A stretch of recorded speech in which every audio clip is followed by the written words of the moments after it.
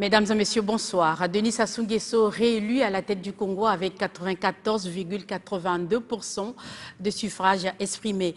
Le président sortant vient ainsi de regagner la confiance des Congolais à l'issue d'un scrutin qui s'est déroulé dans l'ensemble du pays, dans la sérénité et la quiétude. C'est donc sous l'œil vigilant des observateurs internationaux. Les résultats sont tombés tout à l'heure à 18 h à l'heure de Brazza avec le ministre de l'Intérieur et de la décentralisation Raymond Zéphirin Mboulou. Et pour un décryptage plateau, j'aurai l'honneur de recevoir sur ce plateau le ministre Bruno Jean-Richard Itoua. Il est porte-parole thématique du président candidat pour le pétrole et l'énergie. Nous le recevrons ici en sa qualité de représentant du président candidat. Et côté rédaction de Télé Congo, nous aurons Riel Tony Luboko, Clavis Kiba et Dadi aussi là. Une fois de plus, bonsoir et bienvenue dans cette édition spéciale. Avec 2 507 000 voix, soit 94,82%, Denis Sassou Nguesso est réélu et reste président de la République du Congo pour un nouveau mandat. Il est le candidat ayant remporté le scrutin des 12 et 15 mars 2026 parmi les 7 candidats en lice. Le président Denis Sassou Nguesso reste donc bien en place avec un score record.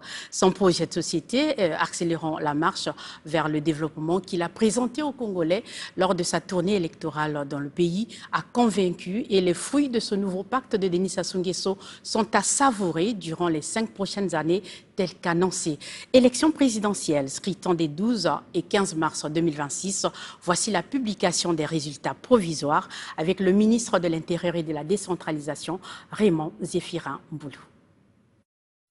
Mes chers compatriotes, mesdames et messieurs, l'élection du président de la République, scrutin des 12 et 15 mars 2026, a donné les résultats suivants. Nombre total des inscrits, 3 167 909.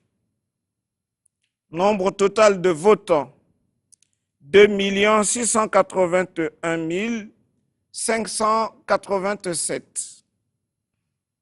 Nombre total des abstentions, 486 322.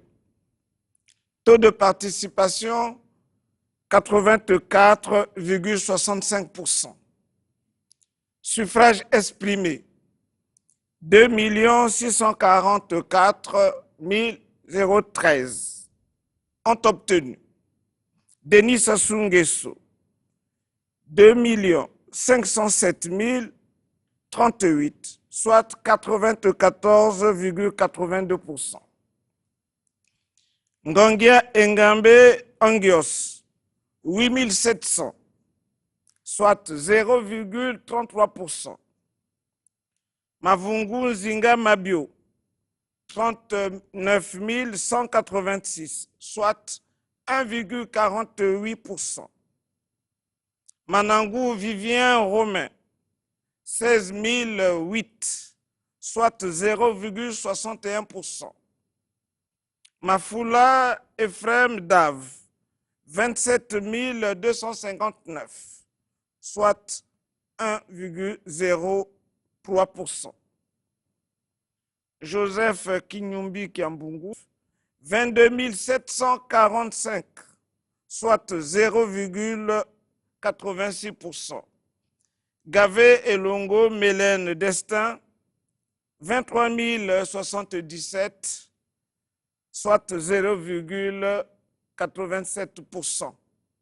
Est élu Sassou Nguesso Denis, 2 507 038 voix, soit 94,82% des suffrages exprimés.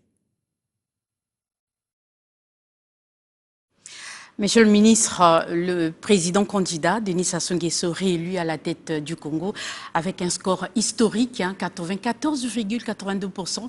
Je pense que c'est le premier niveau de ce score assez élevé qu'il a connu depuis qu'il est à la tête de notre pays. Alors, une satisfaction ou très grande satisfaction? Alors d'abord, permettez-moi de féliciter le peuple congolais pour non seulement sa très bonne tenue, son excellent comportement, mais surtout son engagement, traduit par un taux lui aussi exceptionnellement élevé de participation. C'est presque historique. Mais c'est le reflet de ce que l'on a vu, l'engouement pour cette campagne, et particulièrement pour celle du président candidat. Et donc c'est normal que cela soit répété. De toute façon, les images reçues pendant ces quelques jours ont montré cette affluence extraordinaire dans les bureaux de poste. Donc je voudrais ici féliciter et saluer le peuple congolais. Je voudrais ensuite me réjouir du bon fonctionnement de la démocratie de notre pays. Et pour ça, je ne peux que féliciter M. le Président Denis Sassou Nguesso qui en assure la bonne marche tout le temps qu'il est président. Les élections ont lieu de façon régulière, dans des conditions de plus en plus améliorées.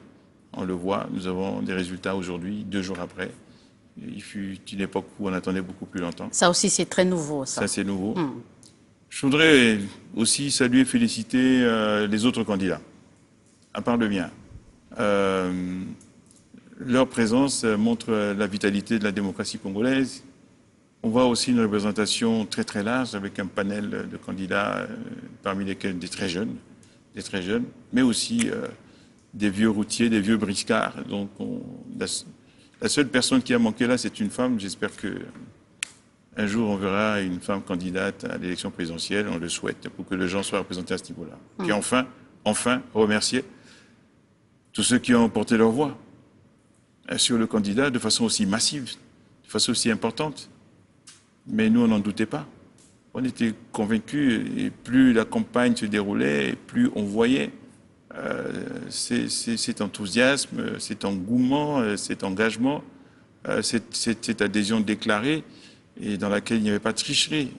Vous savez, moi j'étais directeur local de campagne pour Olombo 1, et quand nous avons reçu le président Gamboma dans le cadre de la Kenya Lima, il nous a fallu refuser un certain nombre de personnes. On n'avait pas les moyens de transporter tout Olombo à Gamboma, mais s'il avait pu, ils seraient tous venus. Donc ça, on ne triche pas avec ça. Donc, on voudrait remercier tous ces Congolais qui, au-delà du PCT, probablement, ont choisi de confier leur destin pour les 5 prochaines années au président Denis Sassou Nguesso. Et enfin, évidemment, je voudrais féliciter le président candidat, de nouveau réélu, désormais de nouveau président de la République. Bien sûr, ce sont des résultats provisoires, bien sûr, il faut attendre les recours, bien sûr, il faut attendre la promulgation des résultats définitifs par la Cour constitutionnelle, mais on est à peu près certain qu'il ne devrait pas changer grand-chose à ce que l'on voit aujourd'hui. Voilà ce que nous pouvons dire aujourd'hui. Félicitations à l'équipe de campagne à laquelle j'appartiens pour le travail accompli, magnifique, une organisation extraordinaire. Si on dit à l'américaine, c'est un peu exagéré. Et puis bon, pourquoi faut-il dire à l'américaine? À la congolaise. À la congolaise, pourquoi à la congolaise. On sait bien faire les choses. On sait bien faire les choses. Bien faites à la congolaise. Félicitations à tous. Aussi, peut-être à tous ces partis de la majorité présidentielle. À l'ensemble de toutes les forces politiques, ils ont fait partie de la campagne. Tout à fait. Ils ont fait partie des équipes à la base, des équipes de la direction nationale de campagne. Plusieurs porte-paroles étaient des membres de la majorité. On a même un porte-parole qui officiellement est d'opposition. Donc vous voyez, on ratisse large. Et ça, c'est l'expression de la démocratie qui Tout à s'amplifie fait. dans notre pays. Tout à fait. Alors, on se permet de se dire que les craintes sont aujourd'hui derrière nous. Tout à fait. On va quand même évoquer quelques points comme l'abstention qui était largement évoquée. Il y a eu des doutes, on en redoutait pendant un long moment et jusqu'au dernier jour, le jour du scrutin. Mais aujourd'hui, avec ce score et ce résultat, on peut se dire que plus de peur que de mal. Est-ce qu'il y avait des craintes? Non. Est-ce qu'il y avait la peur? Non. Il y avait un candidat extraordinaire. Je suis passé ici le représenter. J'ai absolument pas eu de mal à le faire parce que voilà, on avait un candidat facile à vendre, à marketer, à promouvoir, un projet de société extraordinaire, magnifique, une ambition aujourd'hui portée à un niveau élevé pour le pays. Il est temps que nous puissions voir le développement décoller réellement. Un projet très précis, chiffré, c'est rare qu'on fasse en Afrique, et avec des axes stratégiques très précis, 10 pour l'accélération, 6 pour les mesures d'accompagnement, 4 pour les conditions préalables. Vous voyez, C'est d'une précision presque mathématique. Donc, on n'avait ni peur ni doute. Par contre, c'est vrai, on savait qu'il y avait, depuis quelque temps, une érosion de la participation, une érosion du vote des Congolais. Ce n'est pas propre au Congo. Un autre pays organise aujourd'hui des élections, organisé dimanche des élections, et a battu un record en termes de taux d'abstention. Donc, vous voyez, nous, on fait le sens contraire et ils ont encore ce problème à résoudre. Donc, oui, on avait à cœur d'expliquer aux Congolais qu'ils doivent voter, quelle que soit leur opinion. C'est leur vie, c'est leur avenir, c'est leur pays. C'est pas seulement un devoir. C'est leur façon à eux d'exercer ce pouvoir du souverain primaire qui est le leur, qu'ils détiennent. Pourquoi s'en priver? Et on est content de voir que ça a fonctionné. On a vu des images fortes de femmes d'âge très avancé qui ont tenu à venir voter, de personnes à mobilité réduite qui ont tenu à venir voter, et on a été touchés de voir ça. Et aujourd'hui, on peut dire que le coup KO promis par les électeurs lors des meetings du président sont aujourd'hui une réalité. Moi, je l'appelle très gros coup KO. Très gros coup KO. Je peux me permettre. Je Au soir de la victoire, oui. tout en n'ayant pas, je crois, on n'a pas besoin d'avoir une attitude triomphaliste, mais enfin, c'est une belle victoire. Très belle victoire. En tout cas, félicitations à vous, hein, Merci beaucoup. l'équipe de campagne. Je me tourne du côté des journalistes aussi pour avoir ce regard des journalistes qui ont suivi de très près cette actualité nationale très importante. Alors, Clarisse Kiba, votre lecture de cette victoire écrasante, on va le dire comme ça, du président sortant, Denis Sassou Nguesso, qui est aujourd'hui réélu à la tête du pays. Voilà, c'est une victoire qui est sans suspense parce qu'on le savait déjà, Denis Sassou Nguesso, on l'a présenté ici comme le grand favori de cette élection présidentielle.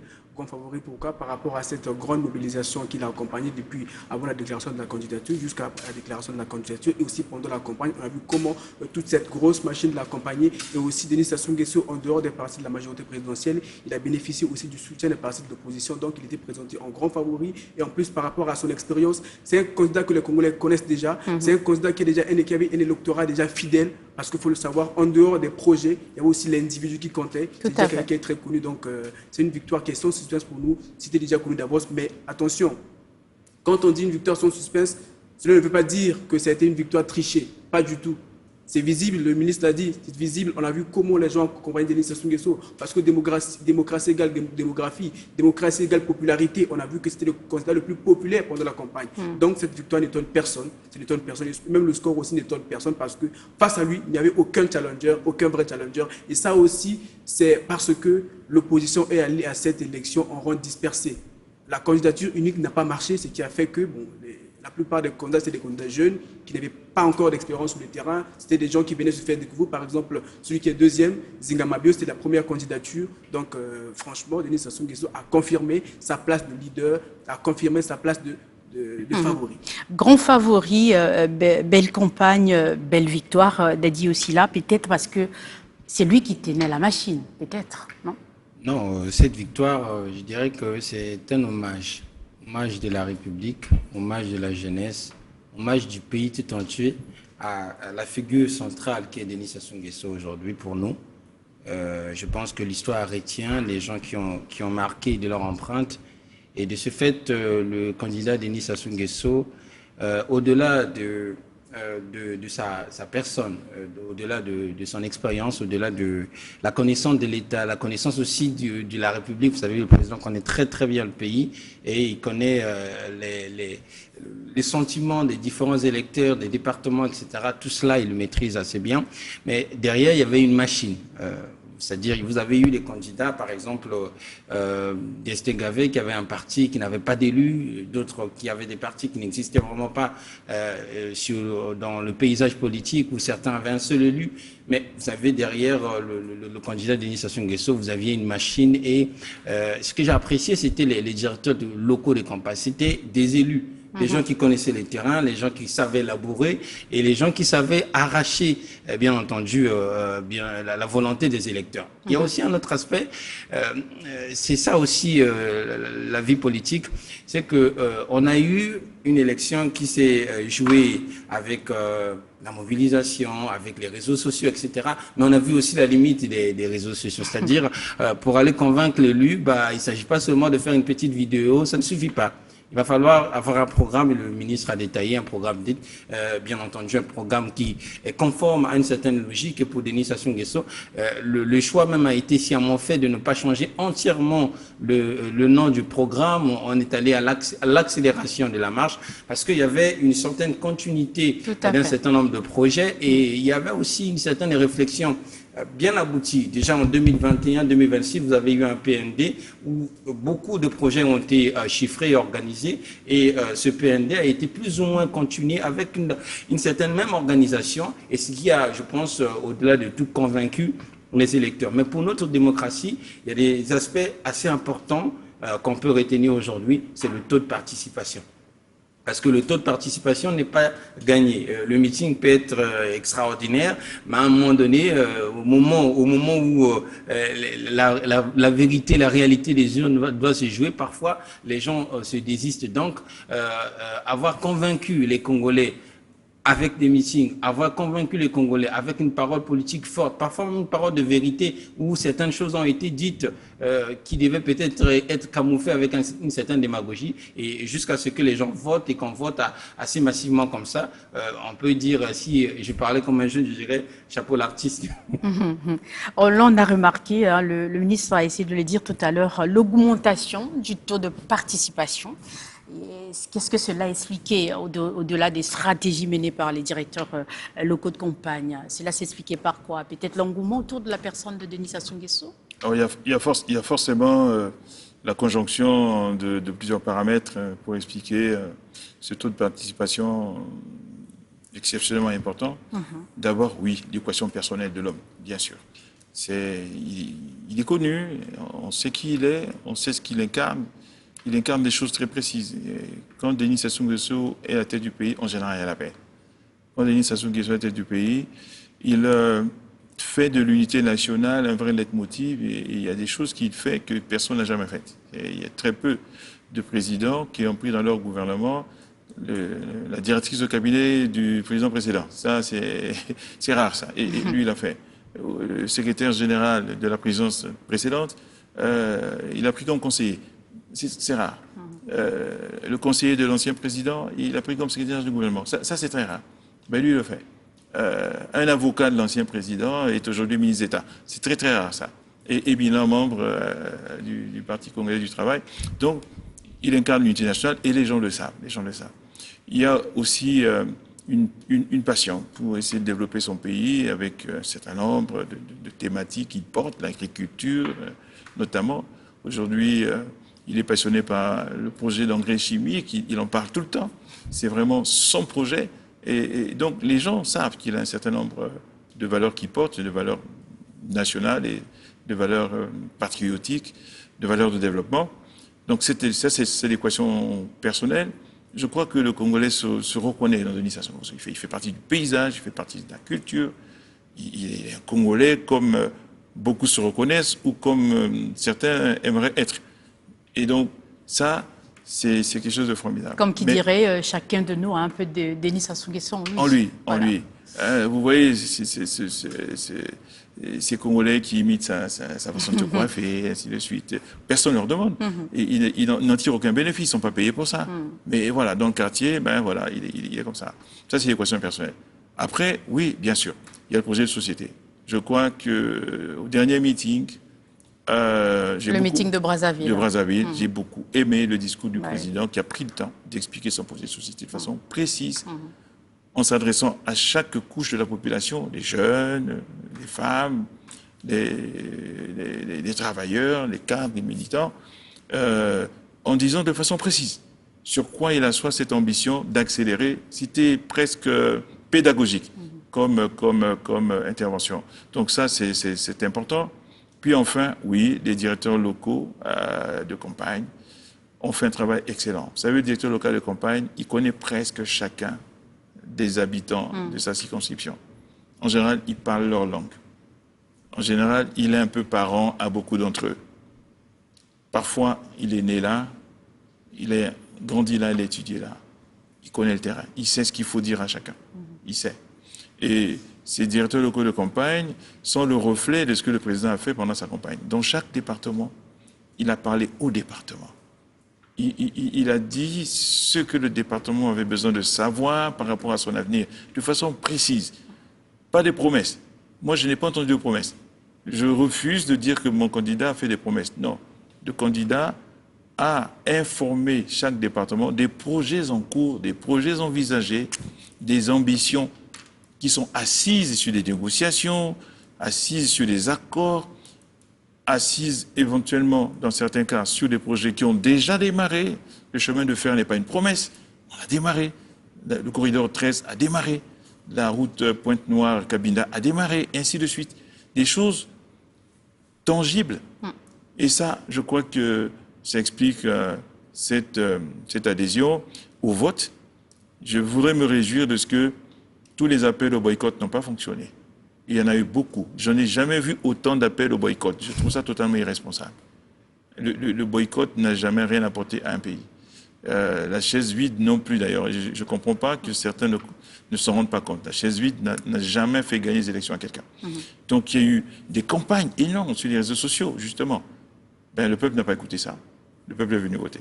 S'attendait-on à ce score magnifique, aussi élevé, monsieur le ministre? On savait bien qu'il serait certainement réélu, vu tout le travail de terrain qui a été abattu autour de lui. Mais est-ce qu'on s'attendait à ce score de 94%? C'est énorme. Alors, est-ce qu'on s'y attendait? Il ne faut jamais vendre la peau de l'ours avant de l'avoir tué. Par contre, on s'était clairement fixé comme objectif d'emmener notre candidat à faire un score meilleur qu'en 2021. Et 2021, c'était 88%. Donc, la barre, c'était, on devait dépasser les 90%. Donc, est-ce qu'on s'y attendait? Et on espérait que nos efforts, notre campagne, notre candidat, que tout cela allait concourir à ce que nous réalisions, ce score qu'on a vu là. On parle aussi de l'achat de certaines voix. Ça a été dit par les opposants. Hein. Est-ce que c'est avéré? Est-ce que c'est le cas? Je sais que vous allez dire non, mais peut-être que c'était le cas aussi, non? Je ne sais pas comment on fait pour acheter des voix. En courant, pour emmener les gens à aller voter. Je ne sais pas comment on fait pour acheter des voix. Je vais vous dire pourquoi. Parce que même si vous donnez 1 milliard à quelqu'un, 1 milliard de francs CFA à quelqu'un, au moment où il est dans l'urne, il est tout seul. C'est lui qui a le rapport de force en sa faveur. Il fait ce qu'il veut. C'est une illusion de penser qu'on achète des voix. Ce n'est pas vrai. Vous pouvez donner des t-shirts, tout ce que vous voulez. Acheter une maison à quelqu'un. S'il décide de voter contre lui, vous faites quoi? Vous portez plainte parce qu'il n'a pas rempli un contrat. Vous le tuez. Qu'est-ce que vous faites? En réalité, non. Au moment de voter, ce sera toujours sa conscience qui commandera le vote. C'est une illusion que les gens se font, qu'on achète des votes. On peut acheter des consciences pour faire les choses peut-être, mais le vote, quand l'électeur est dans l'urne, il est le roi. C'est lui qui a le pouvoir, ce pouvoir primaire. Donc moi, je n'y crois pas. Clarisse Guilbat, on a aussi senti un peu de réticence du côté des jeunes électeurs, ceux qui votaient pour la première fois. Pour beaucoup, ils ne sentaient pas assez d'intérêt à aller voter. Est-ce que cela a peut-être joué du côté de l'opposition qui a fait un score pas honorifique? Bon, les jeunes savaient que le Congo, c'est un pays majoritairement jeune. Après, les électeurs jeunes sont les électeurs qui sont un peu capricieux. Mais après, on a vu pendant la campagne comment, principalement, le candidat de la majorité présidentielle, lui, son principal déficit de taux de participation, il s'est réussi parce que le taux de participation est de 84% comparé à 2021 qui est de 107%. Donc, ces jeunes-là, indécis, ces jeunes réfractaires, ont été persuadés pour aller voter. On a vu certains jeunes qui étaient allés voter. En fait, c'est un travail de tous ces 7 candidats. Ils sont allés persuader pour que les gens aillent voter. Maintenant, le choix dépendait de l'individu. Maintenant, les électeurs jeunes, c'est vrai que c'est des gens qui hésitent beaucoup, mais ils ont été persuadés. On les a vus beaucoup dans les bureaux de vote, sur les reportages qu'on a vus ici, à Makele, partout dans les villages. Ils sont allés voter, donc c'est ça le plus important. Et puis les jeunes ont compris qu'il faut participer à la vie politique du pays. C'est très important. Ils ont été sensibilisés depuis la révision de la liste électorale. On leur a expliqué l'importance de participer à une élection. Parce que la voix de tout le monde compte. Nous sommes en démocratie, il faut que tout le monde ait voix au chapitre. Ils ont compris cela, c'est très bien. Maintenant, le grand travail reste à faire. Il faut qu'on persuade tout le monde pour que les élections à venir, qu'on ait un taux de participation plus élevé que celui-là. Dadi aussi là. Il faut comprendre que le président de la République a gagné un pari, celui de parler à la jeunesse. Il a réussi...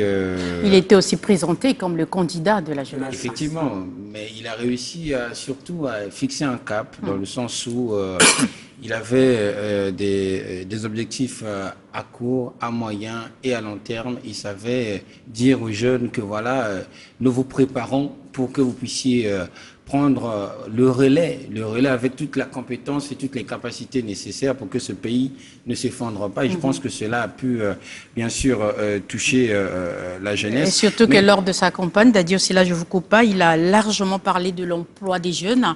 Il a mis en avant des projets assez tangibles, puisque ce sont des projets pour la plupart qui ont déjà démarré, qui vont permettre, avec l'accélération de la marche, de faire en sorte que les jeunes puissent en tout cas se retrouver dans ce nouveau pacte qu'il a scellé avec les Congolais. Effectivement, il y a eu un langage de vérité. Depuis même la présentation du bilan du quinquennat, je crois que c'est peut-être la première fois qu'on le fasse ainsi, et on a pris le temps de dire les choses clairement, c'est-à-dire avec les forces, les faiblesses et les aspirations des uns et des autres.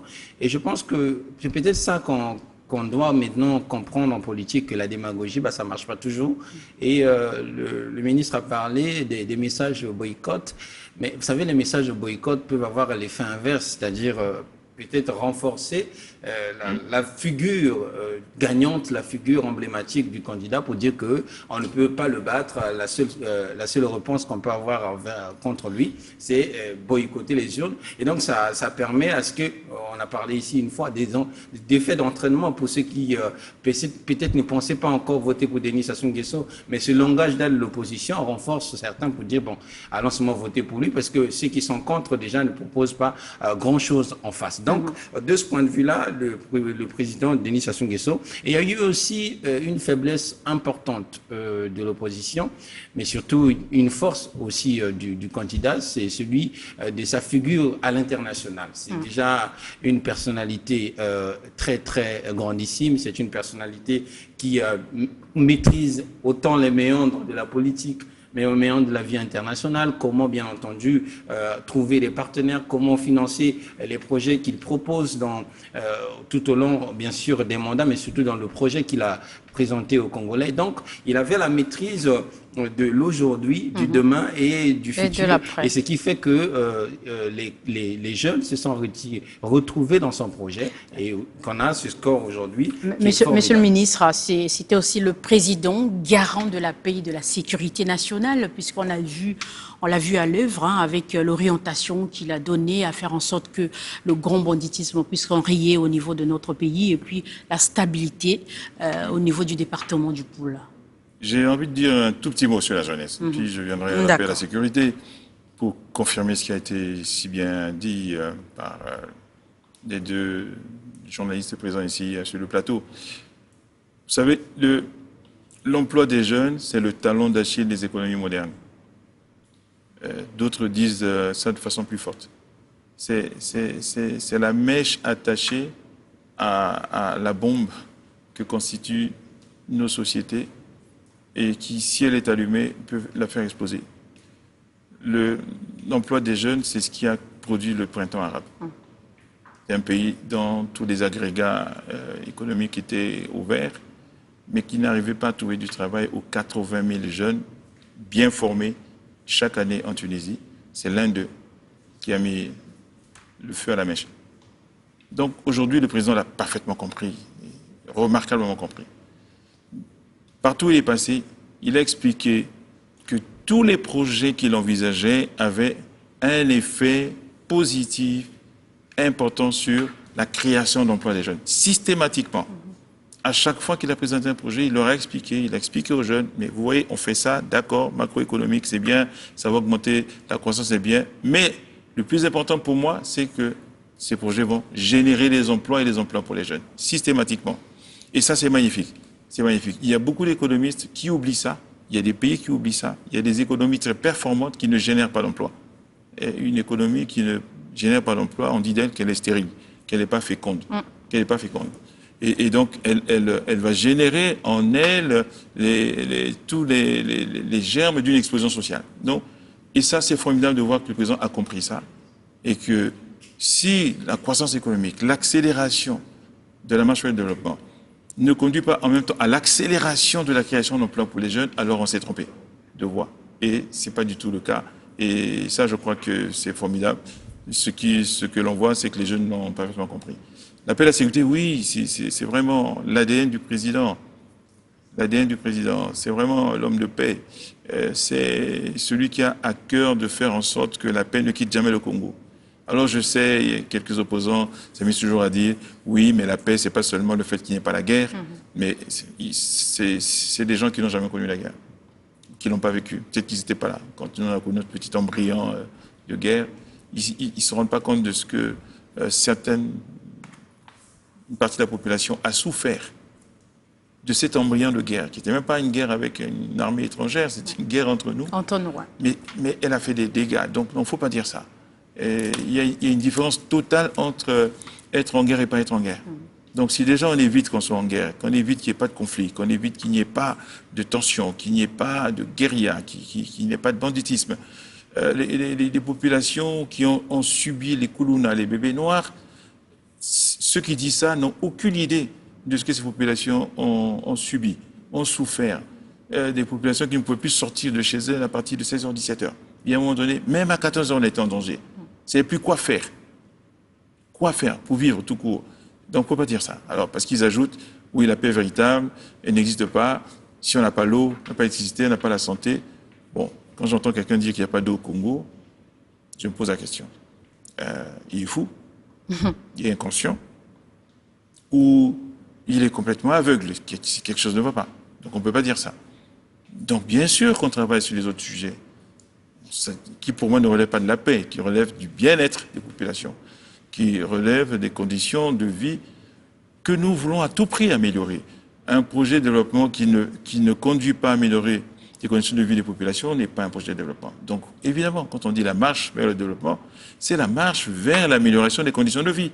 Du travail, des meilleurs salaires, des meilleures conditions de vie, meilleure éducation, meilleure santé, meilleur transport en commun, meilleur assainissement, meilleur accès au logement. Bien sûr que c'est tout cela qui se mesure parfois par un indicateur qui s'appelle l'IDH, l'indice de développement humain. Bien sûr qu'on regarde ça en même temps. Donc oui, un homme de paix, un homme de sécurité, oui, parce qu'il faut, pour qu'on ait la paix, on dit qui veut la paix prépare la guerre. Donc si vous n'avez pas une machine, un appareil sécuritaire qui vous garantit la paix, vous n'aurez pas la paix. Mais il y a un autre paramètre que moi j'aime bien citer, que lui-même cite tout le temps, c'est la stabilité. On ne peut pas développer un pays sans stabilité. Stabilité politique, stabilité dans la gouvernance, stabilité dans les ambitions. Si tous les 4 ans vous changez de vision et d'ambition, le pays va faire du surplace. Tout à fait. Les pays émergents estiment qu'il faut environ 30 ans de stabilité. Je ne suis pas en train de dire qu'il faut garder le même président. Pas dit ça. Mais c'est 30 ans de stabilité à chacun, en fonction de sa sociologie politique, de créer cette stabilité-là. Nous l'avons avec le président Sassou, on est très heureux et grâce à ça, nous allons accélérer la marche vers le développement. L'on a décrié également un fait très important, la coupure des réseaux téléphoniques et Internet. Pourquoi cela a été fait ainsi, Monsieur le ministre? Vous savez, au moment où nous étions cet après-midi en train d'attendre la publication officielle des résultats provisoires, j'ai reçu un message avec des résultats. Quelqu'un a publié ça au nom de la CNRI. Comment il a fait alors qu'on n'avait pas Internet? Qui a fait ça et pour faire quoi? C'est ce qui se passe souvent. Des candidats publient des résultats provisoires, on ne sait pas d'où ils sont tirés, pour préparer la revendication, et parfois la revendication violente qui va conduire au désordre. Donc voilà, pour l'instant, ça fait partie des mesures, on peut les appeler conservatoires, on peut les appeler prudentes ou prudentielles, pour que nous puissions attendre calmement des résultats publiés par les instances mises en place pour cela. Il y a des représentants des candidats prévus dans tous les bureaux de vote, donc ils ont les résultats. Que quelques-uns n'aient pas pu envoyer les leurs pour je ne sais quelle raison, on le déplore, mais c'est ce qui est prévu. Et donc ils sont capables d'emmener ces résultats à leurs candidats. Ils peuvent les compiler à leur manière et s'assurer que ce qui va être publié est parfaitement conforme. S'ils ne sont pas d'accord, le dispositif électoral prévoit qu'ils ont le droit de faire un recours auprès de la Cour constitutionnelle et faire valoir ce qu'ils considèrent comme une spoliation. Donc, on préfère que ça se passe de cette manière-là que de voir éventuellement les réseaux sociaux devenir le théâtre d'un désordre qui peut conduire à des conflits. Tout à fait. Alors, le président candidat a tout de suite réagi, monsieur le ministre. Donc, après sa large victoire à la présidentielle du 15 mars dernier, Denis Sassou Nguesso, président réélu, a remercié l'ensemble du peuple congolais pour ce scrutin qui s'est déroulé dans la paix, tout en saluant le civisme et le patriotisme de ses compatriotes qui lui ont largement fait confiance en lui accordant ce nouveau mandat. Suivant donc le président de la République. Je dois d'abord remercier le peuple congolais, tous les électeurs, parce que les élections se sont déroulées dans un climat de paix, de sérénité, de sécurité, comme je l'avais souhaité. Et comme le peuple aussi l'avait souhaité. Et à travers les résultats que nous venons de suivre, on peut dire que le peuple a massivement participé à l'élection, ce qui montre son niveau élevé de civisme. Le sens patriotique aussi. Et nous devons d'abord nous féliciter de cela. Et naturellement remercier le peuple et les électeurs qui m'ont de nouveau fait confiance, largement fait confiance, comme du reste le peuple lui-même l'a dit pendant la campagne dans tous les départements. Donc le peuple a tenu parole. Et il faut l'affirmer comme cela. Le peuple a tenu parole. Il reste que nous tenions parole nous aussi. Et nous promettons de nous engager fermement. Nous allons développer toutes nos sources d'énergie et de volonté pour faire tout ce qui est possible. En tout cas, tout ce qui est possible sera fait et nous nous engageons à le faire. Il y aura certainement des hauts, des bas, mais nous pensons que nous tiendrons le cap et exécuterons notre programme comme nous l'avons présenté au peuple. Nous nous engageons effectivement à agir ainsi.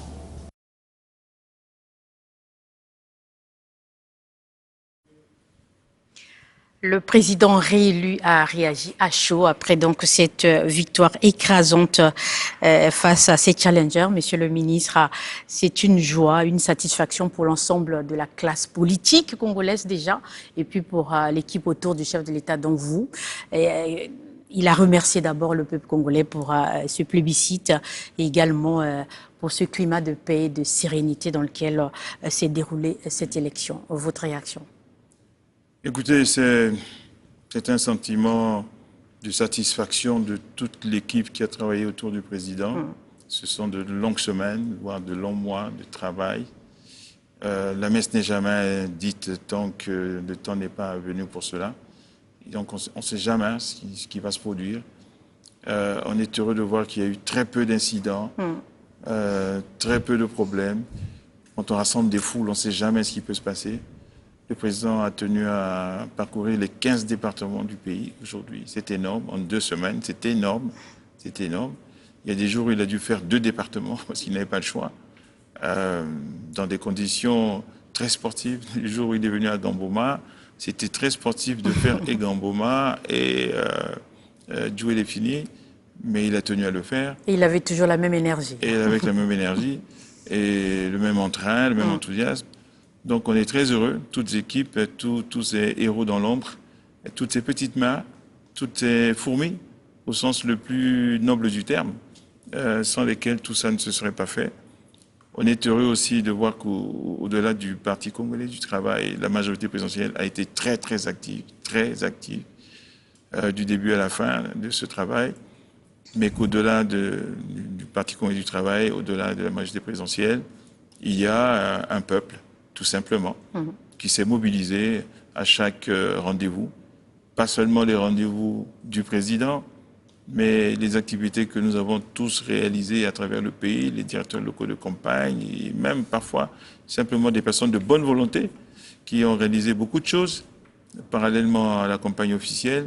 Et à chaque fois, on a vu l'enthousiasme, on a vu la participation, il y avait une espèce d'engouement pour cette campagne. Est-ce que c'est parce que le projet a séduit?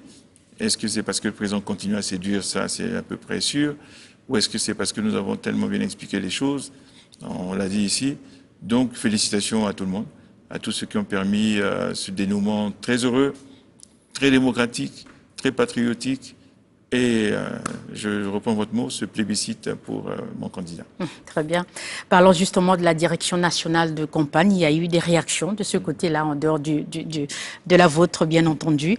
Le premier directeur national de campagne adjoint de Denis Sassou Nguesso, Anatole Koliné-Makosso, a dit toute sa satisfaction au peuple congolais pour la promesse tenue et a salué cette maturité de notre démocratie. Suivant donc le Premier ministre Anatole Koliné-Makosso.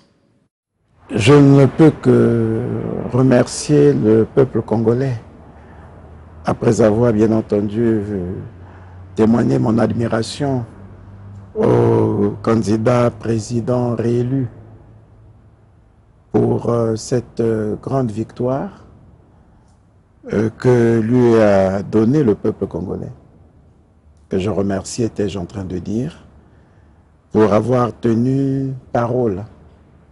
Partout où il est passé, le peuple congolais avait appelé à la candidature de Denis Sassou Nguesso, avait motivé cet appel par les besoins de préservation de la paix, de la sécurité, la nécessité de poursuivre l'œuvre de développement engagée par Denis Sassou Nguesso et l'intérêt de l'avoir encore en train de gouverner le peuple en raison de son expérience et de son attachement, son amour pour le Congo. Donc, comme vous l'avez remarqué, au-delà de cette manifestation populaire à travers les départements pendant que le président battait campagne, il y a ces appels qui ont été lancés bien avant sa candidature, l'invitant à faire acte de candidature.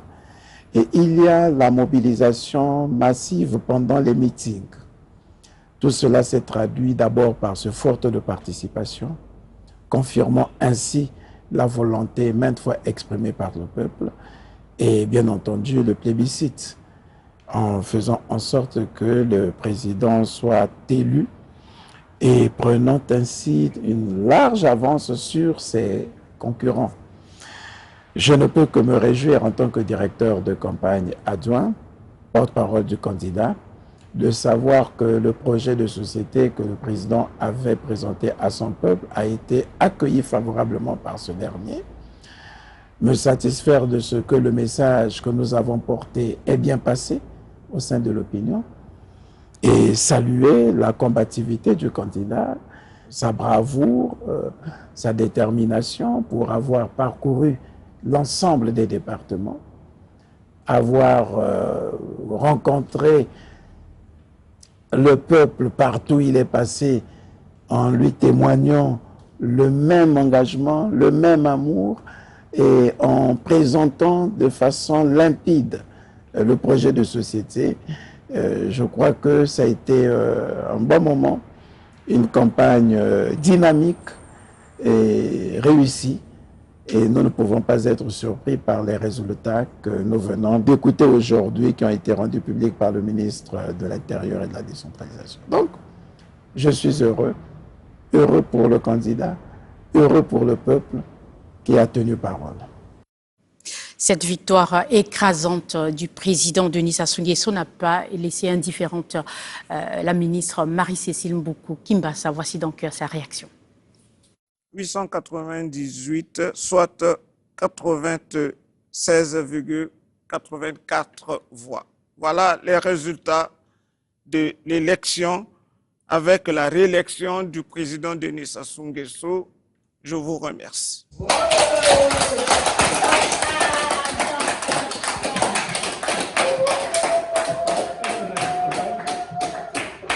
Depuis la localité de Zanaga, dans le département de l'Alekoumou, où nous venons de suivre en direct les résultats de notre champion, nous ne sommes que plus que heureuses.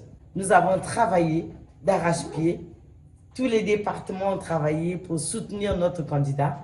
Et aujourd'hui, nous, femmes de l'Alekoumou, qui avons demandé au président de la République le 22 mars 2025 sa candidature. Nous nous retrouvons ici à Zanaga. Notre candidat qui avait accepté notre appel vient d'être élu et à 92% dans le département de l'Alekoumou. Et donc nous ne sommes que très heureux ce soir et nous disons chapeau. La réaction de la ministre Mboukou Kimbassa depuis Zanaga, où elle a suivi en direct la publication donc, de ces résultats. Autre réaction à chaud, celle de François Ngimbi, directeur local de campagne à Dolizy. Suivez. Est élu Sassou Nguesso Denis, 2 507 038 voix, soit 82,14%. Donc rappelez en mai, s'il vous plaît.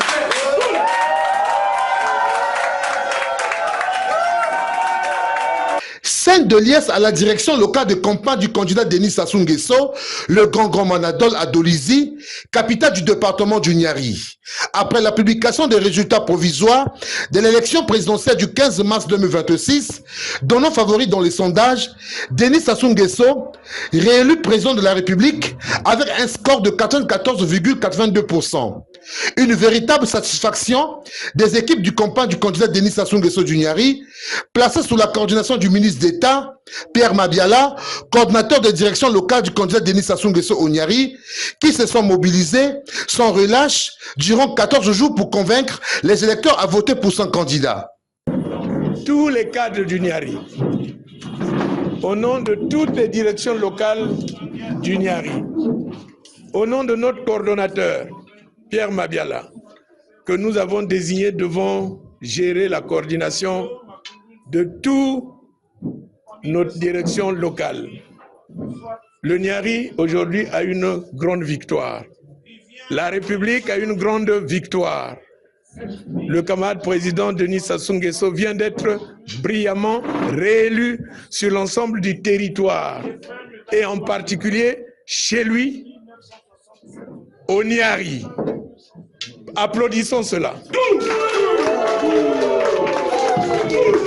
Et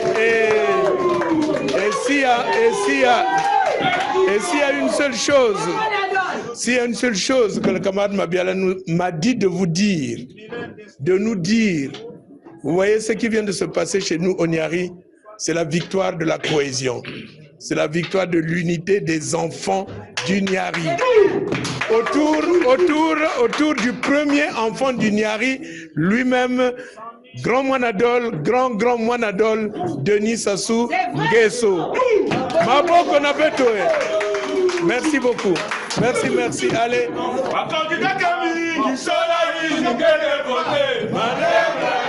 Cette victoire est célébrée dans les artères de la capitale de l'Or-Vert, village de Denis Sassou Nguesso.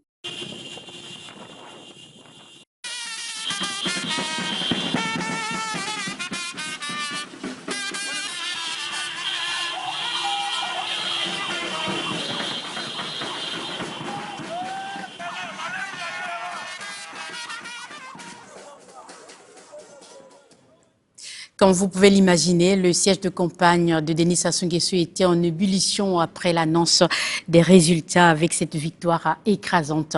Ambiance dans ce reportage de Brice Abanzono. Siège de la direction de campagne de celui qui était, il y a quelques jours, président candidat et désormais président réélu. C'est ici que les militants et sympathisants de Denis Sassou Nguesso se sont rassemblés pour vivre ces instants de gloire. La proclamation des résultats de la présidentielle du 15 mars est suivie en direct dans une atmosphère de grande fête. Et lorsque le ministre de l'Intérieur, Raymond Zéphirin Mboulou, annonce le score final de 94-82% en faveur du candidat de la majorité présidentielle, c'est l'effervescence totale. 507 038, soit 94,82%. On est très content d'abord du score. Ça prouve que la campagne a été magnifique. Les Congolais adhèrent à un nouveau projet. C'est un nouveau départ pour notre pays. Il y a tellement de choses à faire qu'on doit tous se rassembler derrière le président pour lui donner le vent nécessaire pour transformer le pays. On est assis sur une mine d'or qui s'appelle Congo. Il faut simplement qu'on soit derrière le capitaine pour que tout ça se transforme. Le départ est bon parce qu'on sort d'une période où on a eu la croissance et donc on peut accélérer. C'est une trop grande victoire. Nous nous attendions à cette victoire. Parce que devant nous, personne ne nous faisait peur. Personne. Des 7 candidats, je crois que le nôtre était le meilleur. 94,82%, c'est extraordinaire, exceptionnel. C'est une victoire incontestable. Et le peuple a donc tranché et le peuple a désigné son président et nous sommes heureux.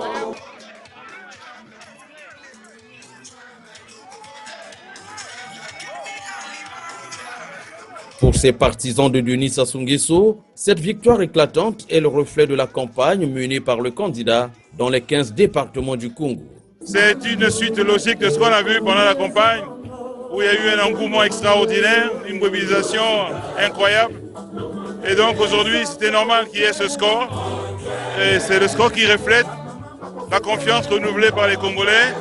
Maintenant, on va accélérer la marche. Avec une très belle campagne, avec un projet de société convaincant, je crois que c'est le peuple qui a adhéré au processus de développement et je suis tout à fait heureux que globalement les choses se soient bien passées dans la paix et il nous reste maintenant à soutenir le président dans cet effort, dans cette accélération de notre pays vers le développement. Ça traduit la carrure de notre candidat.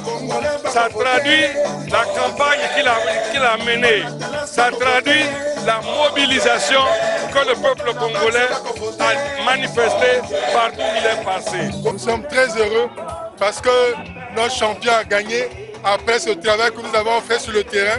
Et à partir d'aujourd'hui, nous allons accélérer la marche vers le développement et nous allons y mettre pour donner à cette population toute sa satisfaction. Je félicite la population de Brazzaville pour leur mobilisation, pour le vote de notre champion qui a eu plus de 94% de voix. Félicitations à la population de Brazzaville pour sa mobilisation. Au 6e niveau du bâtiment de la campagne, c'est l'apothéose. Même ambiance dans la rue où des centaines de personnes se sont spontanément mobilisées pour saluer la réélection de Denis Sassou Nguesso. Grande est notre joie. Nous sommes joyeux. Je n'ai même pas les mots pour l'expliquer. Aujourd'hui, c'est l'apothéose, c'est le bouquet final. Le champion mondial a été réélu, mais de la plus belle des manières qui soit. Merci au peuple congolais. Merci. Les Congolais se sont mobilisés massivement le 15 pour aller voter leur champion. Et si bien que vous constatez qu'aujourd'hui, le patron, donc le président, le candidat président, a été élu provisoirement avec 94%. Donc vous voyez qu'il y a eu une forte mobilisation. C'est la joie immense parce que nous avons traversé ce qu'il fallait faire avec des scènes. On n'a pas vu un candidat comme lui qui a pu traverser le département comme Denis Sassou Nguesso. À Makele Kele 2, la jeunesse a dit oui à Otchombe à 94%. Merci papa, continue à faire. 2 jours seulement après la tenue du scrutin présidentiel, La proclamation des résultats marque ainsi le début d'une nouvelle ère de gouvernance placée sous le signe de l'accélération de la marche vers le développement. Très belle ambiance au siège de campagne du président Denis Sassou Nguesso. Tony Luboko, vous venez de nous rejoindre, vous êtes reporter à Télé Congo. Alors, quelle réaction après avoir suivi et vu tout ceci avec cette victoire historique, en tout cas, du président Denis Sassou Nguesso? En tout cas, c'est l'intuition qui s'est transformée en évidence. Les Congolais avaient déjà validé la marche vers le développement. Là, ils viennent d'épouser l'accélération de cette marche-là. Donc, on a vu l'engouement populaire autour de cette élection et les résultats nous disent pas le contraire avec un taux de participation de 84%. C'est largement par rapport à 2021 où on était à 67% et à 2016 où on était à 68%. Ça montre qu'un travail... Et en 2021, on était à 88%. Oui. Là, on est à 84. Okay. Donc, 94. On va parler 94. On va parler également de ce qu'on appelle le changement au niveau de la mentalité des Congolais. Vous savez, sur place, lorsqu'on a eu à couvrir la campagne électorale, on a découvert les Congolais qui nous ont dit avant on ne comprenait pas. Cette phrase m'a beaucoup marqué. D'entendre les jeunes dire avant on ne comprenait pas. Et là, ils ont compris que cette victoire d'une saison est une victoire pour la démocratie. C'est une victoire qui rassure le peuple congolais pour dire qu'on décide de poursuivre la marche vers le développement et de l'accélérer. Également, on veut la stabilité et la continuité. Et aujourd'hui, le ministre l'a rappelé, il n'y a pas eu de promesse de campagne, mais tout simplement la confirmation des projets déjà en cours qui seront concrétisés. Et voilà, l'Alliance populaire, en tout cas, ne contredit pas ce à quoi on s'attendait et voir les populations venir vraiment devant le bureau, pour ne pas dire la direction de campagne de Denis Sassou Nguesso, pour montrer et accompagner le président. Et on espère que les 5 prochaines années seront vraiment encore la multiplication. Lorsqu'on a vu les 5 précédentes années, on a vu beaucoup d'initiatives, notamment pour nous les jeunes. On est beaucoup optimistes.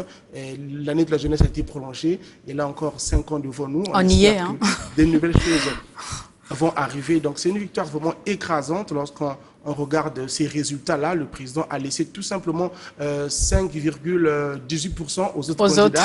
Il a pris la grosse part du lion. Et ça confirme le travail qui a été abattu et on ne peut qu'être satisfait, nous en tant que Congolais, qui avons également vu comment ça s'est passé. Et c'est une victoire, comme j'ai dit, pour la démocratie parce que les indices de bonne gouvernance également, on regarde si l'élection se tient dans les temps. On a regardé que le calendrier électoral a été respecté. Il n'y a pas eu d'incident. La paix et la stabilité ont été conservés. La paix a été le maître mot. On a vu tout s'est bien passé. On espère que la suite sera encore meilleure.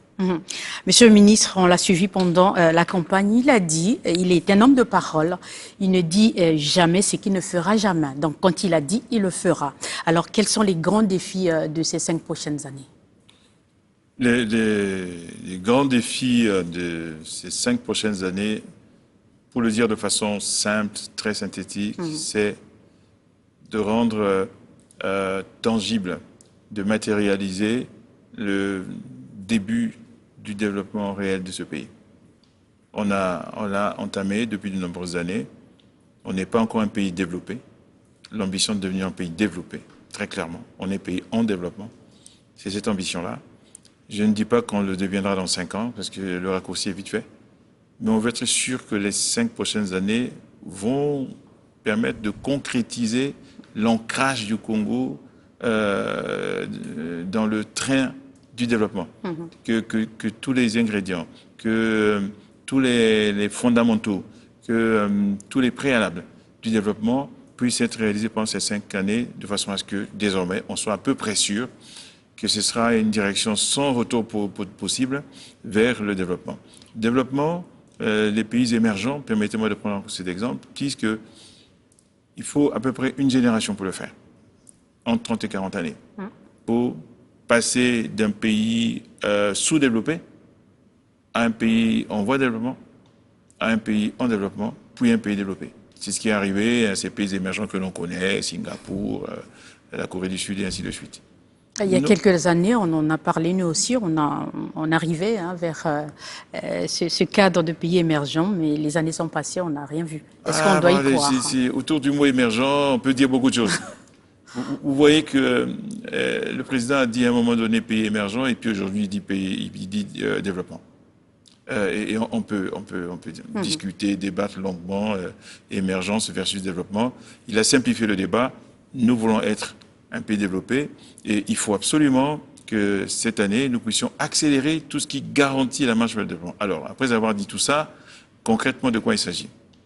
Il s'agit d'augmenter de façon drastique, de façon importante, l'investissement. On développe un pays grâce à l'investissement. L'investissement permet, d'une part, de construire des infrastructures de base sans lesquelles il n'y a pas de développement. Il faut l'électricité, il faut des routes, il faut chemin de fer, il faut aujourd'hui, bien sûr, il faut avoir un système numérique, un vrai écosystème numérique qui fonctionne, parce qu'aujourd'hui, désormais, on ne peut pas imaginer se développer sans le numérique. Tout à fait. D'ailleurs, aujourd'hui, on parle plutôt d'intelligence artificielle. C'est plutôt cela qui va très très vite prendre plus de place dans nos pays. Donc, il y a un certain nombre de préalables qu'il faut construire et qui demandent beaucoup d'argent. Donc, ça passe par l'investissement. Il faut investir dans l'économie, évidemment.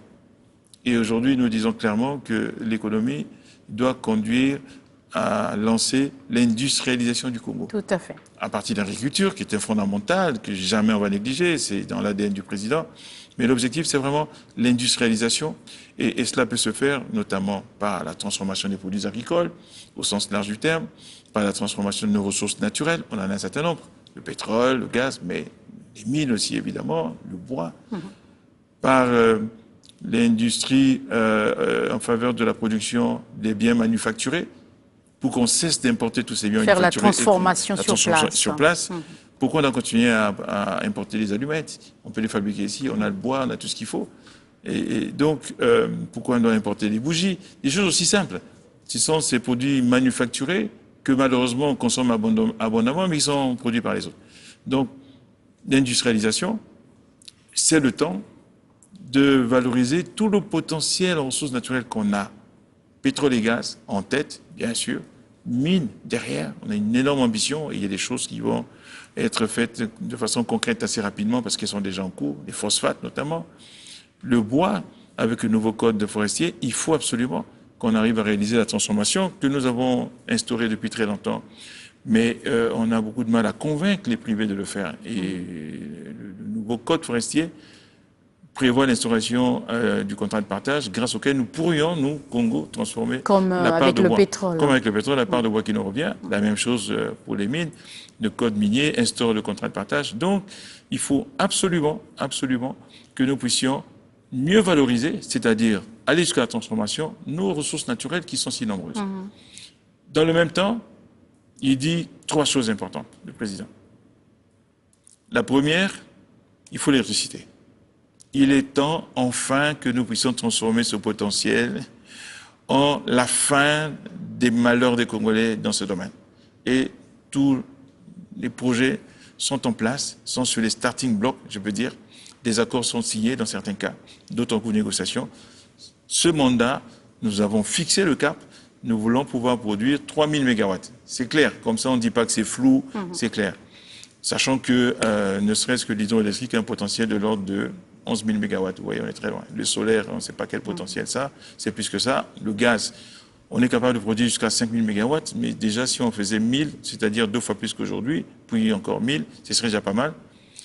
L'hydroélectrique, nous avons les projets le long du fleuve Congo, nous avons le barrage de Sunda, nous avons le barrage de Cholet, frontière avec le Cameroun. Donc, avec tout ça, on devrait arriver à ces 3 000 mégawatts bien avant la fin du mandat. Évidemment, ça passe par des partenariats, ça passe par des entreprises privées qui sont prêtes à s'engager, ça passe peut-être par des projets que l'État prend en charge, notamment le transport électrique. Il y a des chances que ce soit l'État qui soit obligé de financer cela, le réseau de distribution aussi. Mais en tout cas, l'objectif, c'est que cette accélération n'est pas comme handicap l'électricité. Okay. C'est ça l'objectif. C'est la première chose que le président dit. La deuxième concerne les jeunes, le capital humain. Il n'y aura pas d'accélération s'ils n'auront pas les hommes et les femmes préparés, appropriés pour cette accélération. C'est là où le contenu local que vous prenez le temps est important. Que je prends beaucoup. Ouais. que nous allons élargir à tous les secteurs, que nous pratiquons déjà dans le secteur des hydrocarbures, qu'il faut élargir. Une loi est en attente d'être examinée pour cela et qui devrait permettre de créer un cadre général pour que tous les secteurs puissent bénéficier de cette volonté de l'État de voir une économie locale émerger sur la base de tous les secteurs économiques que nous avons ici dans ce pays de disponibles. Donc, capital humain, mais il y a un message qui est très fort. Il ne s'agit pas de continuer à former des hauts diplômés. Non. Ce que l'on veut désormais, c'est former au métier. Apprendre aux Congolais, aux jeunes Congolais, à accéder à des métiers dont nous manquons cruellement. Cruellement. Dans tous les domaines. Nous manquons cruellement de compétences dans les métiers, mais je dis bien dans tous les domaines, pendant que nous continuons à avoir chaque année universitaires sortis des diplômés qui ne savent pas comment trouver du travail parce qu'ils n'ont pas le métier. Ils ont le diplôme, mais ils n'ont pas le métier. Donc, c'est le grand travail qui va être fait. Et ces métiers, ce n'est pas seulement pour des diplômés du baccalauréat, non. Les métiers, c'est aussi pour les ouvriers, bien sûr, dans les CFA, les centres de formation à l'apprentissage.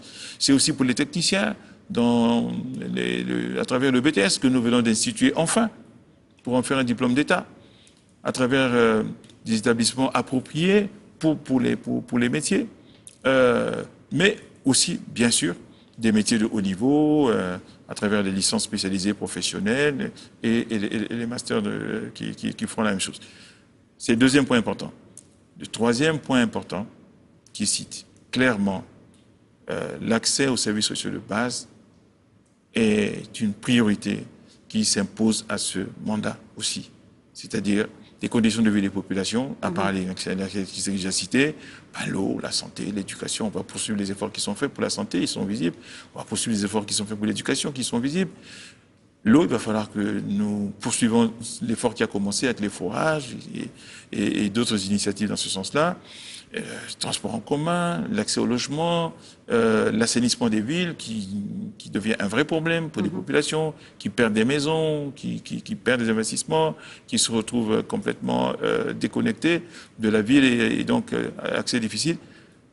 Ce sont des priorités que nous nous fixons qui doivent accompagner l'accélération. Donc voilà, c'est très clair. Pour faire tout ça, le candidat l'a dit dans son projet, il faut 5 000 milliards de francs CFA par an. Et nous croyons que c'est possible. Il y en a qui s'en étonnent. Nous, on a fait nos calculs, c'est tout à fait possible. Bien sûr, la fiscalité ordinaire, conventionnelle, les impôts et douanes et différentes taxes. Puisqu'il a dit qu'il fallait revoir ce côté-là, assainir les régies financières. Il faut réformer la fiscalité, instaurer de nouvelles taxes, de nouveaux impôts, revoir la TVA, ainsi de suite. Cela ne va pas peser aux Congolais. Non, sans que ça pèse aux Congolais. Il s'agit de mobiliser ce que l'État ne perçoit pas. Et pas d'alourdir ce que l'État perçoit déjà. Il y a des niches importantes, le foncier, ainsi de suite, sur lesquelles visiblement nous n'avons pas su mobiliser. Et cet effort, pour le maximiser, sera accompagné par la décision de digitaliser les régies financières. Mais en réalité, pendant ce mandat, nous voulons digitaliser, numériser l'ensemble de l'administration. Donc, les régies financières sont la priorité. Nous allons continuer cet effort-là. Donc, mobiliser les ressources financières conventionnelles, donc la fiscalité hors pétrole. Le pétrole va contribuer à mobiliser les ressources qui vont permettre d'avoir ces 5 000 milliards par an, parce que le pétrole est en augmentation, d'après les prévisions. Avec son jumeau le gaz. Avec son jumeau le gaz, qui est un beau succès du président, très beau succès. Il y a cru pendant des années. Enfin, il en voit le bout du tunnel. Puis ensuite, évidemment, il n'y a pas d'augmentation de richesse si l'économie ne l'accompagne pas. Donc, bien sûr, nous avons un taux de croissance aujourd'hui qui frôle les 4%. L'idée, c'est de continuer cet effort et pourquoi pas d'arriver à des taux de croissance proches des 2 chiffres. Pourquoi pas les 2 chiffres? Il y a des pays africains qui y sont parvenus. Nous, on a tout ce qu'il faut pour ça. Et donc, ça, c'est la première mobilisation de ressources que nous devons faire, nos ressources propres. 3 piliers, la fiscalité, le pétrole et le gaz et la croissance économique. Ensuite, bien sûr, que nous avons des partenaires, bien entendu. en particulier et principalement les multilatéraux avec lesquels nous travaillons déjà et qui aujourd'hui sont très actifs dans les domaines très précis, notamment l'énergie d'ailleurs, avec des projets très précis sur lesquels nous pensons que nous devrions pouvoir très vite conclure et voir des investissements importants se réaliser. Nous avons des partenaires bilatéraux qui nous avons signé des accords dont on a vu les premiers prémices de projets, notamment le chemin de fer. Avec la Chine. Et avec la Chine, pour ne pas la nommer, et le corridor 13 qui va être réalisé. Nous allons continuer à travailler sur ces bases-là. Ça, c'est bilatéraux et multilatéraux. Mais nous avons aujourd'hui, bien sûr, affiché depuis quelque temps l'intérêt que nous portons aux partenaires publics-privés. On a fait tout un ministère qui en charge de ça. Bien sûr, on ne va pas abandonner ça. On va continuer. Ça peut être des partenaires publics-privés dans le domaine financier, ça peut être dans le domaine économique, ça peut être dans le domaine industriel, ça peut être dans le domaine des services. Et nous allons continuer cela. Ça peut prendre plusieurs formes. On l'a inscrit dans le projet de société sous le label privatisation et on a entendu des cris d'orfraie autour de ça comme si c'était une nouveauté. Ça fait 30 ans qu'on essaie de privatiser. Il y a quelqu'un qui s'en étonne aujourd'hui. C'est un peu surprenant. Ça fait 30 ans. Et puis, il y a une chose sur laquelle moi j'insiste beaucoup, les fameux IDE, investissement direct étranger. C'est des investisseurs, des sociétés privées, internationales ou pas, qui viennent investir chez vous. C'est leur argent. C'est pas partenaire public-privé. Ils décident de créer une brasserie. Ils demandent l'autorisation. On la lui accorde. Ils financent sa brasserie. Ils vendent la bière aux Congolais dans des conditions qui sont réglementées par nos textes en matière de commerce intérieur. Ils gagnent de l'argent. C'est une source importante de financement de l'économie, évidemment, évidemment. Évidemment, tous les pays se battent. Et aussi faire en sorte que les dividendes ou bien les bénéfices soient gardés au niveau du pays, puisqu'on déplore aussi la volatilisation de ces ressources-là. Alors ça, c'est un problème assez spécifique au pétrole et au gaz, où les bénéfices sont extravertis, on va dire, sont extraterritoriaux. Pourquoi? Parce que le pétrole se vend à l'extérieur. Il y a un gros travail fait par le président de la République au nom de ses pairs qui l'ont accepté pour qu'une partie de ces ressources soient rapatriées. J'espère que pendant ce mandat et bien avant la fin du mandat, nous parviendrons à finaliser les accords là-dessus pour que au moins 25% de ces ressources soient rapatriées. Les autres activités, elles sont locales. C'est-à-dire que les ressources, les ventes se font ici localement. Elles sont versées dans nos banques locales. Et à la fin de l'année, ils arrêtent leurs états financiers et d'après nos lois, ils ont un impôt sur les sociétés à payer. Ils payent. Ils ne payent pas, ils ont un redressement, ils ont des pénalités. Et donc, croyez-moi, ils ne s'amusent pas à ça. Donc, là-dessus, on peut être confiant que la fiscalité concernant les IDE, à part le pétrole, c'est un peu spécifique, peut-être les mines, c'est un peu particulier, bénéficient directement au pays, bien sûr. Qu'est-ce qui garantirait en fait la réussite de tout cela? D'aucuns se demanderaient, se poseraient la question de savoir est-ce que ce serait possible pour lui de réaliser en 5 ans ce qu'il n'a pas pu réaliser depuis toutes ces années qu'il est au pouvoir? Alors, la question posée comme ça est très mal posée. Parce qu'en réalité, ce qu'il veut réaliser aujourd'hui, ce n'est pas ce qu'il n'a pas réalisé en tant d'années, mais c'est ce qu'il a commencé à faire depuis tant d'années. Le projet actuel s'inscrit dans la parfaite continuité du mandat précédent et du mandat d'avant. Nous avions avant la marche vers le développement, puis nous avons décidé de la poursuivre, et puis cette année de l'accélérer. Donc, ce n'est pas ce qu'il n'a pas fait qu'il veut faire maintenant. C'est grâce à ce qu'il a fait avant qui a permis de poser les jalons. Parce qu'il y a eu d'abord des priorités pendant cette période-là. Il y a des actes importants qui ont été... écoutez, par exemple, je donne 2 bons exemples. Nous pensons que le fait de disposer d'un nouveau code forestier et d'un nouveau code minier va constituer une source d'accélération. Mais souvent, Monsieur le ministre, on parle de nouveau code, c'est si nouveau. Pourquoi cette nouveauté n'a pas eu lieu auparavant? C'est ça aussi la question. Écoutez, vous savez, le monde évolue en fonction d'un certain nombre de paramètres. Et les paramètres ne dépendent pas que de nous. Ils dépendent malheureusement parfois, souvent, de causes extérieures. Et nous avons géré les mines avec un code qui nous semblait tout à fait convenable. Nous nous sommes rendus compte que, en l'état, ce code permettait aux sociétés de faire un peu ce qu'elles voulaient. Ils avaient la possibilité de prendre un permis, de le garder un certain nombre d'années, de faire semblant de le valoriser, puis ensuite d'essayer de le revendre sur le marché. Donc on a tiré les leçons. C'est comme ça que les choses se passent. Au niveau des hydrocarbures, on a pris un nouveau code en 2016, parce qu'on s'est rendu compte d'abord qu'on était passé au contrat de partage, qu'on n'avait pas entériné par la loi, mais aussi parce qu'on observait un certain nombre d'habitudes. Et si demain, nous constatons que le code des hydrocarbures de 2016, finalement, ne résout pas quelques problèmes, on va encore l'adapter et on va prendre de nouveau. C'est comme ça que ça marche. Donc, le code forestier, c'est la même chose. Cela fait des années que nous avons décidé que tout le bois devait être transformé au Congo. On n'y arrive pas. Les sociétés privées ont toujours de bonnes raisons de ne pas le faire. Toujours et toujours. Donc, on a décidé d'en tirer les leçons. On a analysé la situation. On a compris les faiblesses du code qui existait. Et on a fait un nouveau code. Et on est convaincu que ce code-là, forestier, va nous permettre d'avancer, notamment avec l'instauration du contrat de partage. C'est-à-dire que ça nous permet, là où les sociétés privées ne veulent pas faire, de le faire nous-mêmes, parce qu'on a une part de bois qui nous revient, ce qui n'était pas le cas avant, comme pour le pétrole. Nous avons créé la SNPC, parce que nous nous sommes rendus compte que tant que les autres vendaient notre pétrole, eh bien, nous n'avions pas la maîtrise de l'usage qu'on pouvait en faire, notamment sur le plan financier. On a créé la SNPC, on a dit, désormais on vend notre pétrole nous-mêmes. Et c'est ce qui va se passer. Et pour les mines, et pour la forêt, il y a une part qui reviendra à l'État. C'est ce qui justifierait peut-être la réforme de la Société nationale des pétroles du Congo.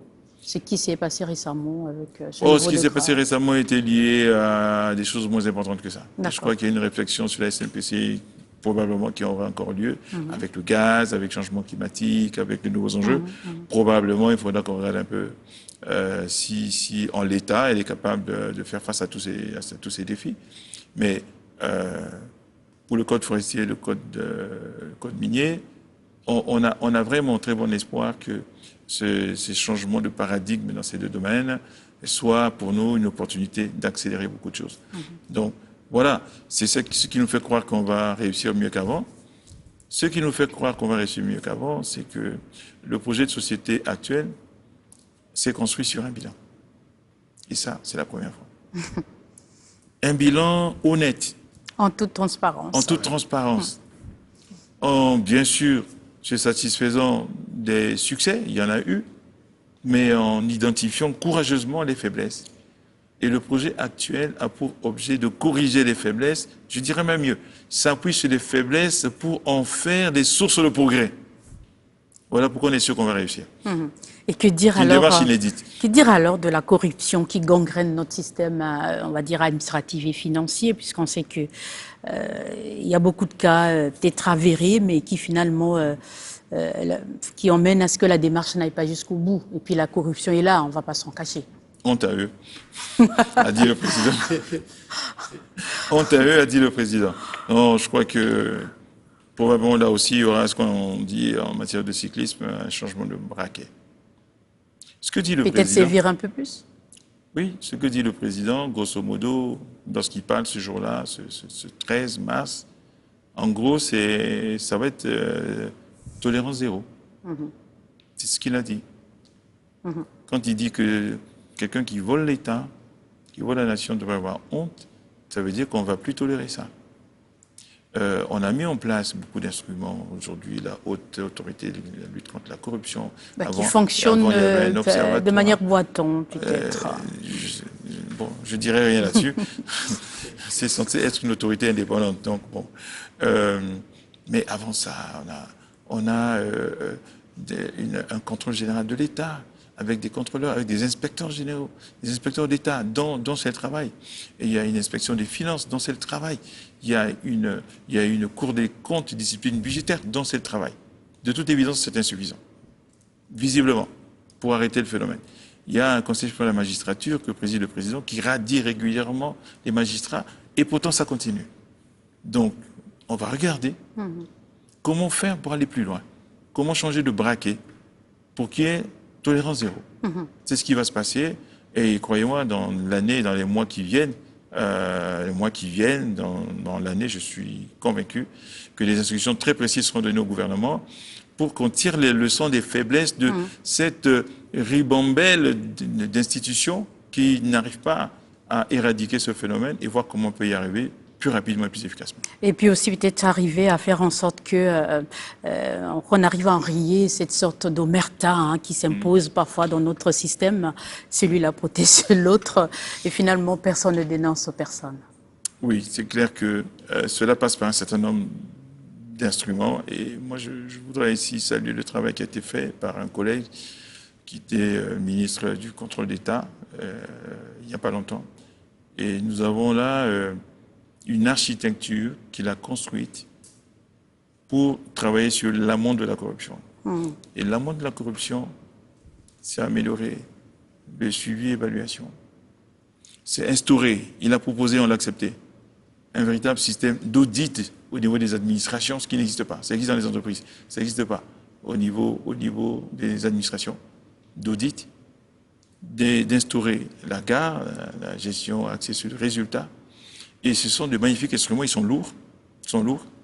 Dans le même temps, les ministres des Finances ont mis en place désormais non plus un budget programme, mais ils ont mis en place désormais un budget programme. Non, il y a un budget qui est à la fois budget programme et budget par objectif. Donc désormais, quand nous avons un budget, il doit correspondre aux objectifs fixés par le plan national de développement. Et par rapport à ces objectifs, un certain nombre d'actions sont déclinées et l'on mesure l'efficacité de chaque action par rapport à l'objectif à atteindre. Et les ressources se sont débloquées en fonction de ces différents programmes qui s'intègrent dans l'objectif. Ça, c'est nouveau et ça devrait éviter la déperdition. Donc, il va falloir mettre en œuvre tout ça. Et croyez-moi, s'il y a de l'audit qui est fait dans les administrations, une bonne partie de la corruption va s'arrêter. Une bonne partie de la déperdition financière va s'arrêter. Parce que, évidemment, j'espère qu'on ne prendra pas les auditeurs qui sont des copains, mais ce sera par appel d'offres, auditeurs locaux, auditeurs internationaux. Et là, tout le monde devra faire attention parce que l'auditeur, il mettra le doigt sur ce qui ne va pas. Il mettra le doigt sur le responsable. Il écrira dans son rapport. Et si ça n'a pas d'effet, c'est que nous ne sommes pas cohérents. Et on t'a eu, si jamais c'est fait. Et on t'a eux aussi, si jamais c'est pas fait. Retenu Luboko, on est libre peut-être de croire que les 5 prochaines années sont donc prometteuses. Bien sûr, si le président a été réélu, ça veut dire que le peuple congolais a accepté son projet de société. Et derrière lui, le ministre a évoqué beaucoup d'aspects d'ailleurs, mais moi j'aimerais toucher d'autres, comme l'éducation. On a vu les efforts du président dans le développement, la modernisation des infrastructures scolaires. On a vu l'école Amitié. Actuellement, il y a des travaux en cours, notamment à l'école CG Angola Libre, également l'Amitié, où des travaux sont en cours et on voit l'engouement des populations, également le plaisir de voir ces bâtiments sortir de terre. On serait cru dans un autre pays, mais ça se passe chez nous au Congo. En seulement 3 mois, on a érigé ces 3 grandes écoles et aujourd'hui, on peut se réjouir également des efforts qui se font dans le domaine du tourisme, également à travers le sport et à travers la culture. On veut vendre les destinations au Congo pour développer l'économie d'une autre manière. C'est un aspect à prendre en compte. Et derrière également le fait que la jeunesse également a été mise au cœur du projet. On a vu le président dire que les jeunes doivent se prendre en charge avec notamment le développement de l'agriculture, également à la mise en place des organes comme le FIGA pour ceux qui veulent créer des entreprises. On pousse les jeunes à entreprendre. On a vu plusieurs jeunes aujourd'hui créer des entreprises. Je pense qu'en 2025, on a vu vraiment un taux très élevé de la création d'entreprises par les jeunes.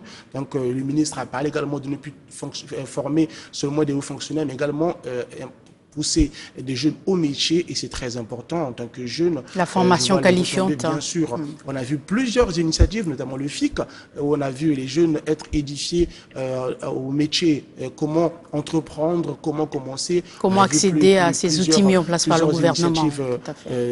Notamment à travers le FIC. En dehors de ça, il y a également d'autres initiatives qu'on ne va pas tous citer ici pour montrer qu'il y a une dynamique qui a été impulsée par le président et derrière, elle est en train de suivre, il y a un engouement. Donc si le peuple congolais a voté pour que le président puisse prendre encore un mandat de 5 ans, ça veut dire que le peuple fait confiance à son président. Et le président tout à l'heure l'a dit lorsque j'ai écouté sa réaction à chaud, que les choses seront faites pour que le Congo puisse aller encore mieux. Et le ministre a parlé de beaucoup de secteurs, notamment l'eau, l'électricité, des secteurs où les Congolais s'interrogent. On a aussi parlé de l'éducation du grand banditisme. Aujourd'hui, on peut rentrer chez soi. Nous, les journalistes qui finissons parfois tard, comme aujourd'hui, on rentre chez nous tranquillement parce qu'on sait qu'il n'y a plus rien, alors qu'entre-temps, on se posait des questions, comment rentrer chez soi.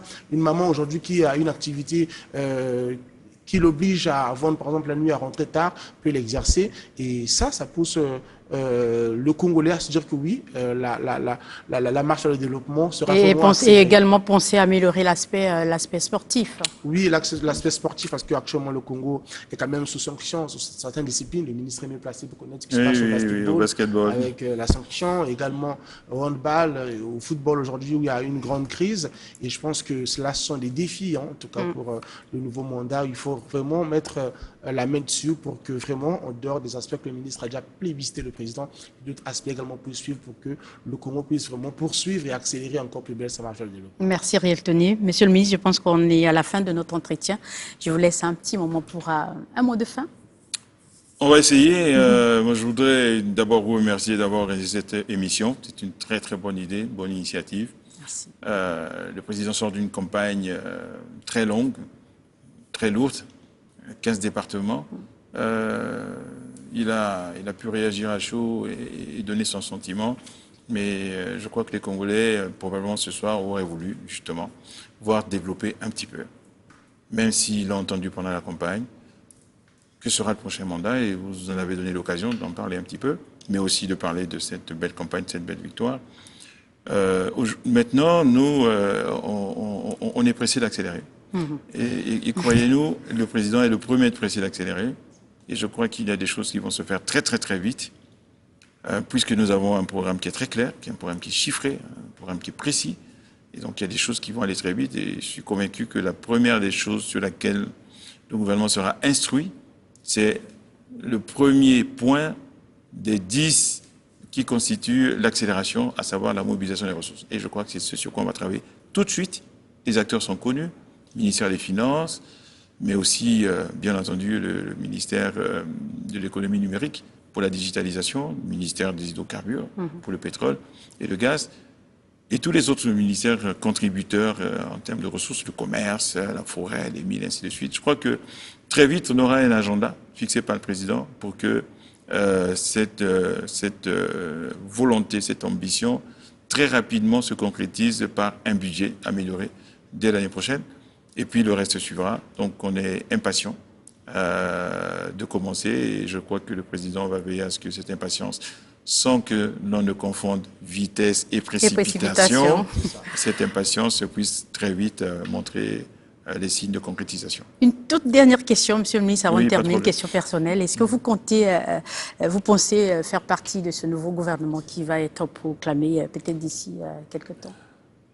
Nous, vous savez, nous sommes des serviteurs de l'État.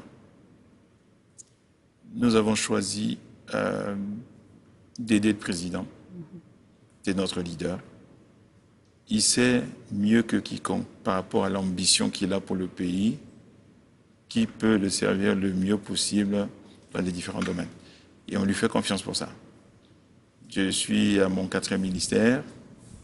Et chaque fois, j'y ai trouvé la même passion, assez étonnamment, la même passion à chaque fois. Bien entendu, mon métier, c'est les hydrocarbures, et donc on peut dire que je suis dans mon élément ici, mais j'étais passionné par l'enseignement supérieur, j'étais passionné par la recherche et l'innovation, j'étais passionné par l'énergie hydraulique. Donc, je ne me pose pas de questions, je crois que je peux lui faire confiance pour le meilleur choix, pas pour moi, mais pour le pays. Merci bien, Monsieur le ministre. C'est la fin donc de cet entretien, de ce décryptage suite à la réélection du président de la République, Denis Sassou Nguesso, avec un score, on va dire record, 94,82% du jamais vu. C'est la toute première fois un bon score, en tout cas une victoire écrasante. Denis Sassou Nguesso réélu président de la République du Congo. Vous avez suivi la publication des résultats provisoires avec le ministre de l'Intérieur et de la décentralisation, Raymond Zéphirant-Boulou, et la réaction à chaud du président réélu. Et parallèlement, vous avez suivi le décryptage plateau de cette actualité phare avec l'invité principal, le ministre Bruno Jean-Richard Itoa, en sa qualité de représentant du président candidat Denis Sassou Nguesso, aujourd'hui président réélu.